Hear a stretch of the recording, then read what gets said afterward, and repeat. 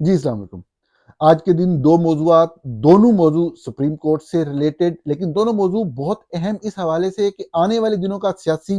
جو منظرنامہ ہے وہ انہی دونوں موضوعات یا ان سے ریلیٹڈ جو ڈیولپمنٹس ہیں اس کے اوپر ڈیپینڈ کر رہا ہے۔ پہلا موضوع ہے سپریم جوڈیشل کونسل ایک بہت ہی اہم ریفرنس سن سکتی ہے، اور وہ ریفرنس دو ججز کے خلاف ہے، بہت اہم ہے، اس کی تفصیلات کیا ہیں اس پہ بات کرتے ہیں۔ دوسرا موضوع سپریم کورٹ سے ریلیٹڈ لیکن سیاست کے میدان سے، اور موضوع یہ کہ لو آپ اپنے دام میں زیاد آ گیا، اور وہ یہ ہوا کہ حکومت پھنس گئی ہے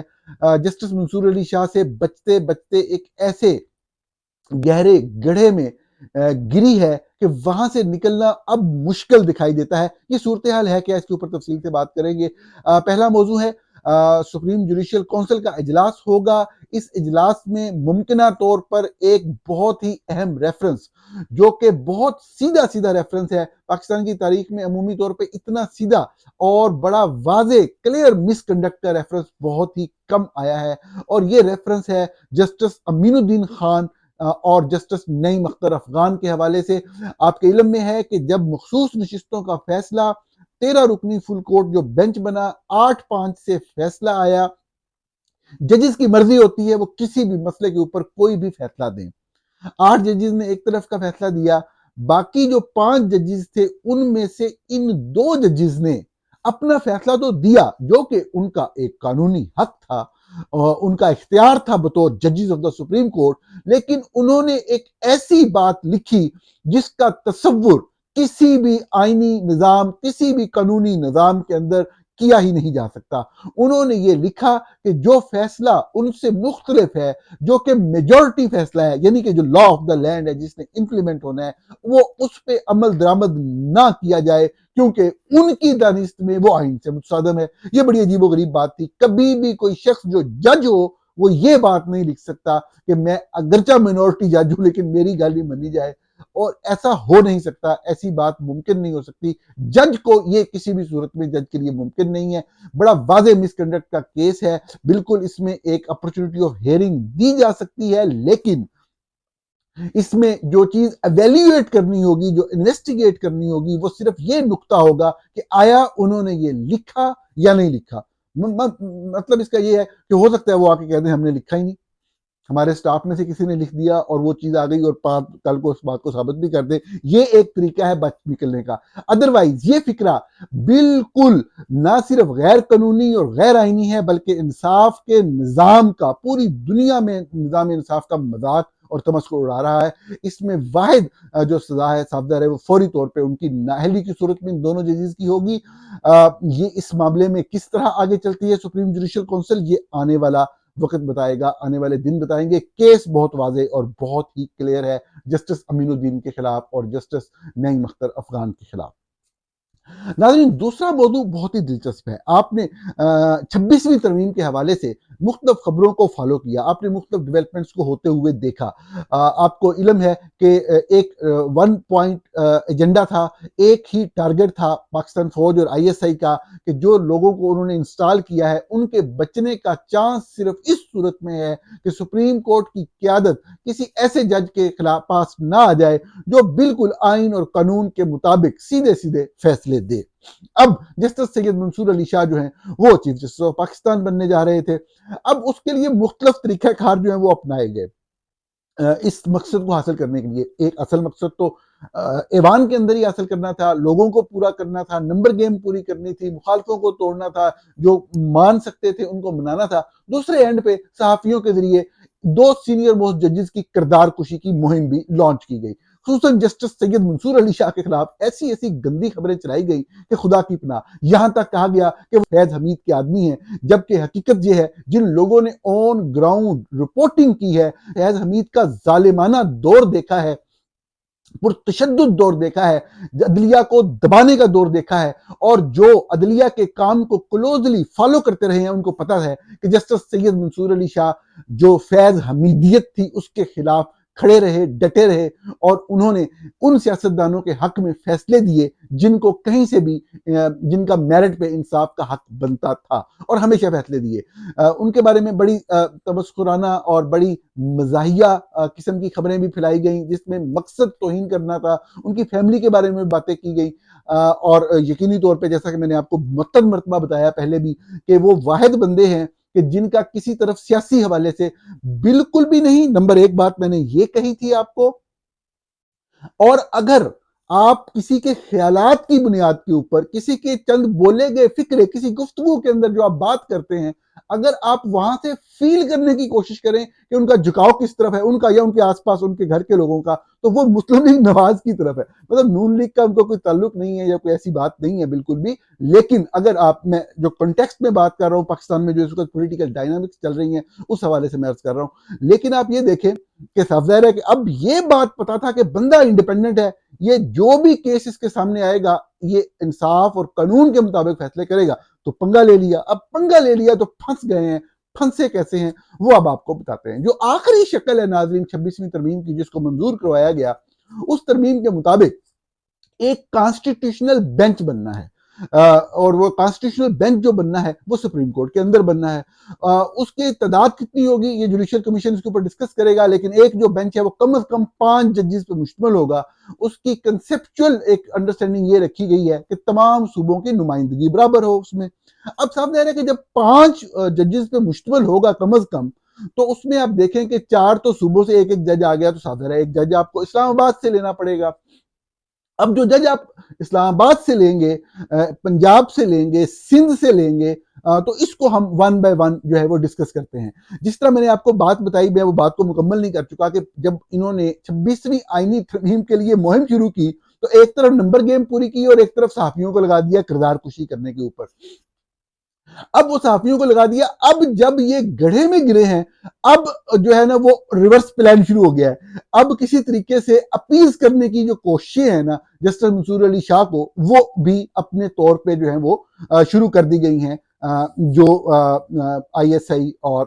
فیڈرل گورنمنٹ کی طرف سے۔ وہ کیا کوششیں ہیں وہ آپ کو آہستہ آہستہ اب نظر آنا شروع ہو جائیں گی۔ اب وجہ کیا ہے میں آپ کو وجہ بتا دیتا ہوں۔ اگر آپ غور سے پڑھیں جو 5 ججز اپوائنٹ ہونے ہیں صوبوں سے، اب صاف ظاہر ہے کہ وہ سپریم کورٹ کے ججز میں سے آنے ہیں، اور آپ کسی بھی جج کو جو کہ سینئر ہے اس کو اگنور نہیں کر سکتے۔ آپ کو ہر صورت میں جو سینئر موسٹ جج ہے یا تو اس کو لینا ہے، یا پھر وہ جو اس کا اجلاس ہو رہا ہوگا جوڈیشل کمیشن کا، پاکستان جوڈیشل کمیشن کا، اس کے اندر آپ کو وجہ بتانی ہوگی کہ آپ اس بندے کو کس بنیاد کے اوپر جو ہے وہ اگنور کر رہے ہیں یا ریجیکٹ کر رہے ہیں یا اس کو غلط کہہ رہے ہیں۔ جیسے اگر امین الدین کا نام آتا ہے سپریم جوڈیشل کونسل کا فیصلہ آنے سے پہلے، تو ان کے بارے میں بڑا واضح انداز میں بتایا جائے گا، باقاعدہ جو ایک فیصلہ ہے جس کے اندر وہ غیر آئینی الفاظ لکھے ہوئے ہیں وہ سامنے رکھے جائیں گے کہ یہ دیکھیں یہ انہوں نے بات لکھی ہے، یہ بات لکھنے والا بندہ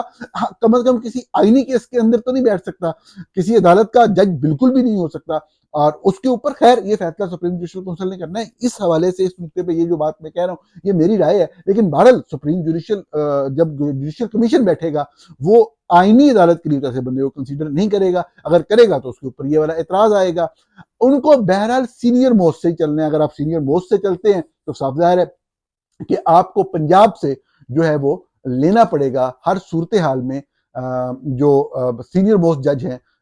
سید منصور علی شاہ۔ اگر آپ ان کو نہیں لیتے تو آپ کو ریزن بتانی ہوگی۔ اب بات یہ ہے کہ اس سے آگے اگر آپ چلتے ہیں تو آگے منیب اختر ہیں پنجاب سے، اگر آپ لینے ہیں اب پنجاب کی اگر ہم بات کر لیں تو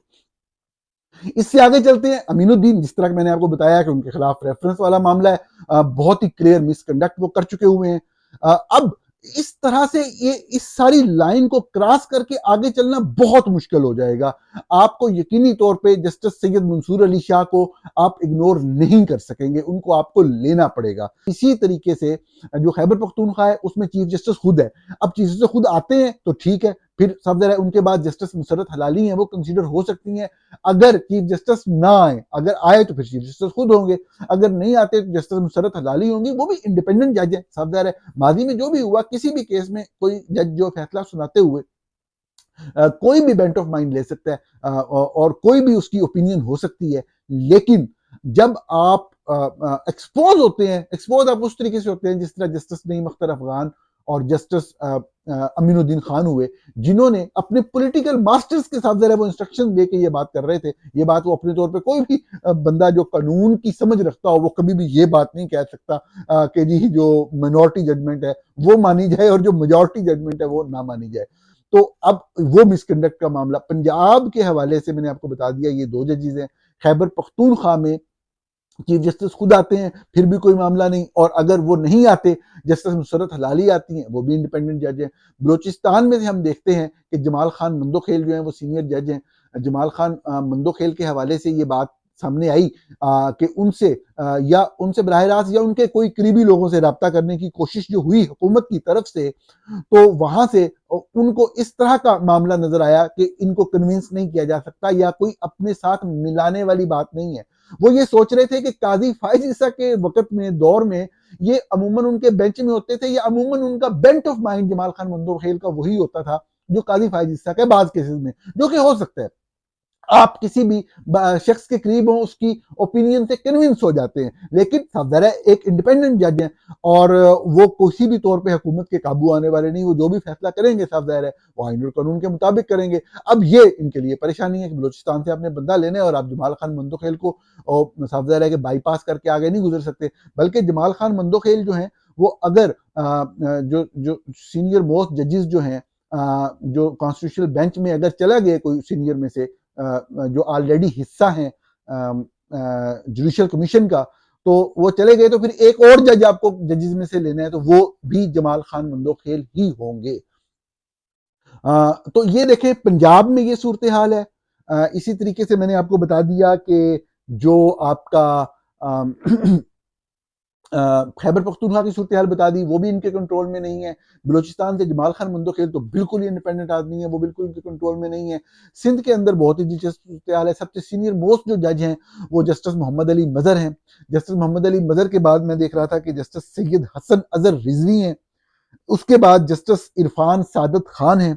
اور اس کے بعد جسٹس عقیل احمد عباسی ہیں. یہ 4 جج ہیں سپریم کورٹ میں اگر سینیارٹی میں دیکھیں تو یہ آتے ہیں جو کہ سندھ سے تعلق رکھتے ہیں. اب حکومت کی بدقسمتی یہ ہے کہ یہ چاروں کے چاروں جو ہیں یہ دیانتدار جج ہیں، ان میں بددیانت کوئی بھی نہیں ہے. حکومت کو تو بددیانت بننا چاہیے نا، جو ان کے کہے مطابق جو وہ حکم دے وہ کام کر دے. اب ان میں سے کوئی وہ بندہ نہیں ہے. بلکہ آج ایک دوست مجھے یہ بتا رہے تھے کہ یہ چاروں وہ جج ہیں جنہوں نے جو مخصوص نشستوں کا فیصلہ آیا ہے، جو اس میں آئین اور قانون کے مطابق فیصلہ دینے والے 8 ججز ہیں، یہ چاروں ان میں شامل ہیں. سندھ کے یہ چاروں ججز ان میں شامل ہیں. وہ جو ان کے انڈیپینڈنٹ ہونے کی وجہ وہ فیصلہ صرف نہیں ہے، ان کی کریڈیبلٹی، ان کے آس پاس لوگ اور ان کے جو کام کرنے والے وکلا ہیں وہ سب اس کی گواہی دیتے ہیں. لیکن میں حکومت کا مسئلہ آپ کے سامنے بیان کر رہا ہوں کہ جس مسئلے سے وہ نکلنا چاہ رہے ہیں یہاں پہ اسی مسئلے میں پھر پھنس رہے ہیں. کیونکہ یہ جو سندھ سے آپ نے ایک بندہ ضرور لینا ہے، سندھ سے یہ 4 سینئر بندے بتائے ہیں، چاروں کے چاروں جو ہیں وہ انڈیپینڈنٹ ججز ہیں، چاروں کے چاروں جو ہیں دیانتدار ججز ہیں. ان میں سے ایک بندہ بھی بددیانت نہیں ہے، اور ابھی ریسنٹلی مخصوص نشستوں والے کیس میں آئین اور قانون کے مطابق فیصلے دے چکے ہوئے ہیں. پنجاب کا آپ کو بتا دیا، خیبر پختونخوا کا آپ کو بتا دیا، بلوچستان کا آپ کو بتا دیا. یہ میں نے آپ کو صوبہ سندھ کی صورتحال بتا دی. کہیں سے بھی اپنا بندہ لانے کی جو صورت ہے وہ اتنی آسان نظر نہیں آ رہی. اب آ گیا جی اسلام آباد سے ایک بندہ لانا ہے. اب بتائیں آپ اطہر من اللہ صاحب کے علاوہ کس بندے کو لے کے آئیں گے؟ بندہ تو آپ نے لانا ہے نا. اور صاف ظاہر ہے وہ ان کا جو ماضی اور جو ان کا کام ہے وہ کانسٹیٹیوشنل کے بہترین ملک کے شاندار ایکسپرٹ میں آتے ہیں، بہترین ایکسپرٹس میں سے ہیں. اور انہوں نے اپنے ماضی میں جیسا میں نے آپ کو پہلے بہت مرتبہ بتایا کہ بدترین، حالانکہ ان کے خلاف یہ ایک خاص گروپ جو ہے بڑی کیمپین چلاتا ہے اطہر من اللہ صاحب کے خلاف بھی، لیکن اطہر من اللہ صاحب نے بڑے باکمال فیصلے دیے. اور یہی جو فیض حمید کے بارے میں یہ لوگ باتیں، جس پہ بھی الزام لگانا ہو وہ فیض حمید کا الزام لگا دیا جاتا ہے. تو فیض حمیدیت کے خلاف جو مین فیصلے دیے اس میں سب سے بڑا نام جسٹس اطہر من اللہ کا ہے کہ جب پوری طرح سے شریف فیملی پھنس گئی تھی، ان کو ریلیف جو ہے جن کیسز میں دیا وہ بھی اطہر من اللہ نے دیا. ان کو جیلوں میں سے بھی اطہر من اللہ نے نکالا. باہر تو خیر کسی اور جج کا فیصلہ تھا، لیکن سارا ریلیف جو ہے، مطلب جو میں عرض کرتا ہوں کہ جو سانس لیتی ہے شریف فیملی اس کی وجہ اطہر من اللہ ہے. اللہ معاف کرے، سانس انسان اللہ کی وجہ سے لیتا ہے، لیکن زمین کے اوپر جس شخص نے ممکن بنایا ہے ان کے لیے آزاد فضا میں رہنا یا سانس لینا، وہ جسٹس اطہر من اللہ ہے.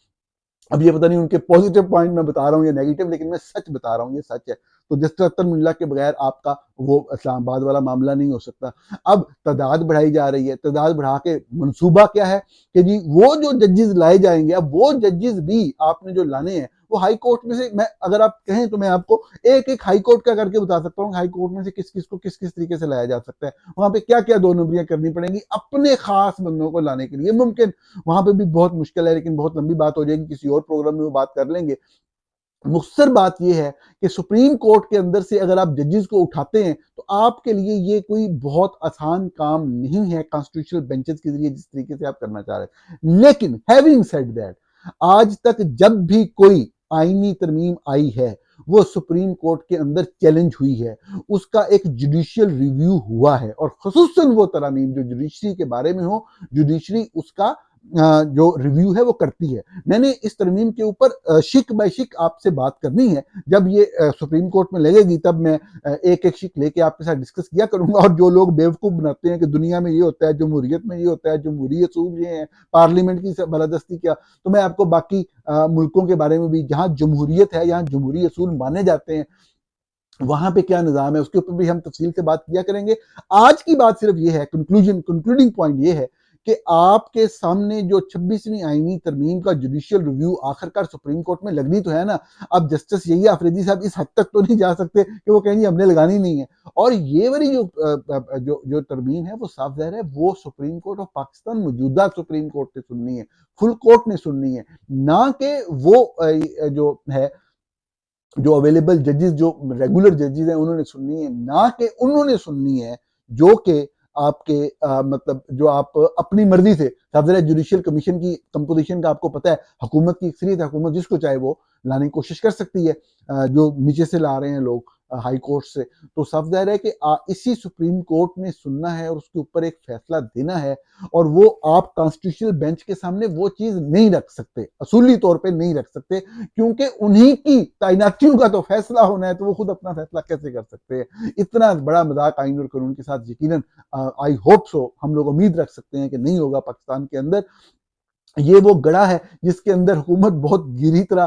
پھنسی ہوئی ہے، جسٹس منصور علی شاہ سے بچتے بچتے اب تعلقات بہتری کی کوششیں شروع ہوئی ہیں، کس حد تک جاتی ہیں وہ ہم آنے والے دنوں میں دیکھتے ہیں۔ آپ سے جلد ملاقات ہوتی ہے، بہت شکریہ۔